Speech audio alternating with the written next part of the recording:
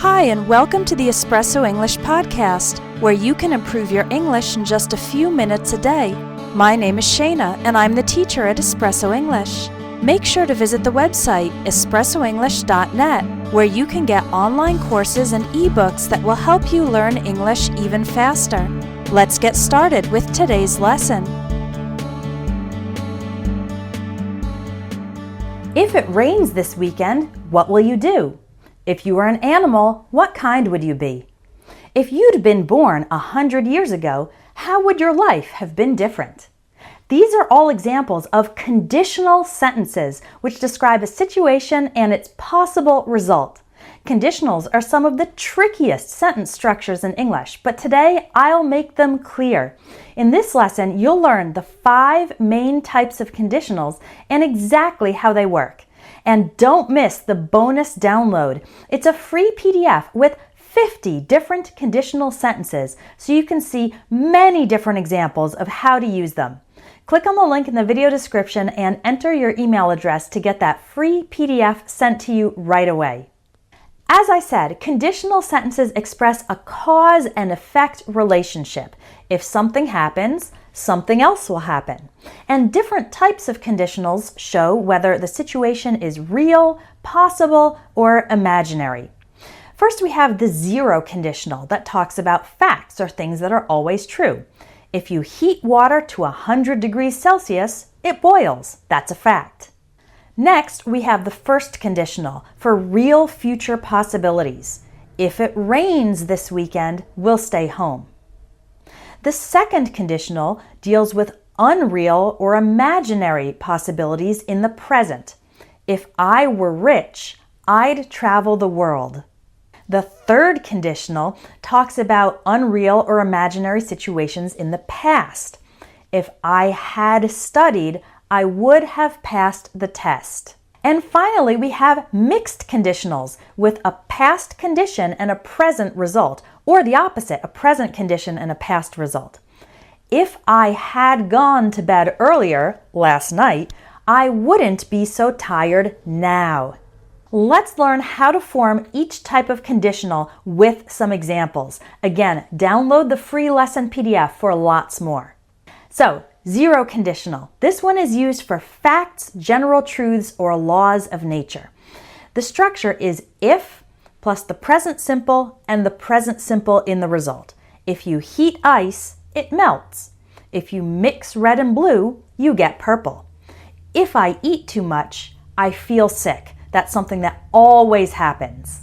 Next, we have the first conditional. This is used for real possible situations in the future.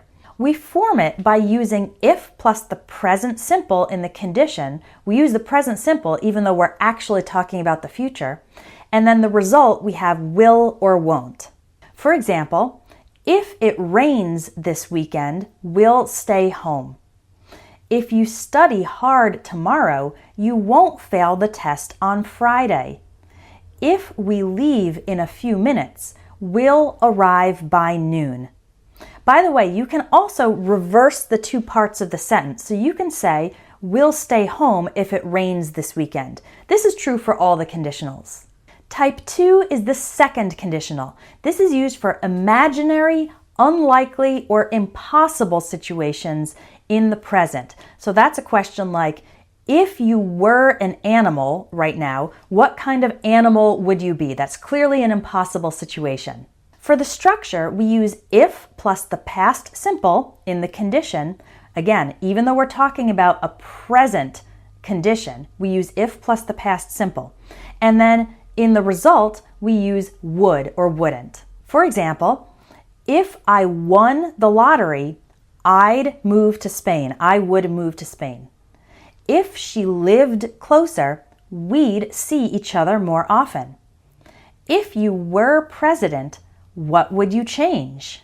Getting a little more complex, we have the third conditional. This is used for imaginary situations in the past, things that didn't happen, but we're imagining what would have happened. For the structure, we use if plus the past perfect in the condition, and then the result is would have or could have plus the past participle of the verb. So let's look at some situations. This is what actually happened. What actually happened is they left late and missed the train. But now let's imagine it was different in the past. If they had left earlier, they would have caught the train. What actually happened? It rained and we stayed home. But let's imagine it differently. If it hadn't rained, we would have gone hiking. What actually happened is that you didn't ask, so I didn't help. But let's imagine it was different. If you had asked me, I would have helped you. Got it? Now here's one that can be really confusing. It's mixed conditionals. These are used for situations that combine past and present time frames. There are two main types, one with the past condition and a present result, and one with the present condition but a past result. So here are a couple with the past condition and a present result. If I had gone to bed earlier last night, that's the past condition, I wouldn't be so tired now. I'm imagining what the present result would be. If I had saved more money in the past, I would be able to buy a new car now. As you can see, we use the past perfect for the past condition and then would and wouldn't for the present result. Now let's look at the opposite situation, a present condition and a past result. So, I am not an organized person. But let's imagine it differently. If I were more organized, I would have met the deadline. If I were a more organized person in general, I would have met that past deadline that I probably missed. I don't live in New York City, but let's imagine it differently in the present. If I lived in New York City, I would have gone to the event last month. Can you see how I'm imagining the present difference having an impact on what would have happened in the past?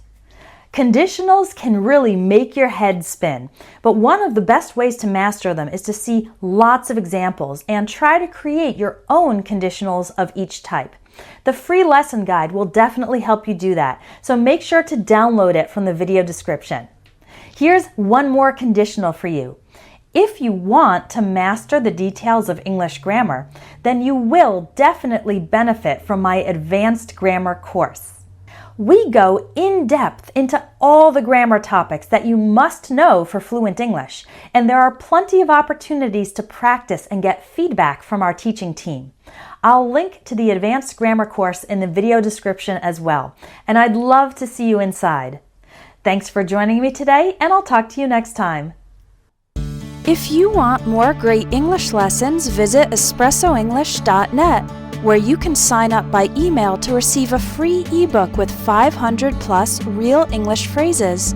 You'll also find online courses to help you improve your English fast, even if you don't have much time to study. Keep practicing your English, and I hope you have a wonderful day.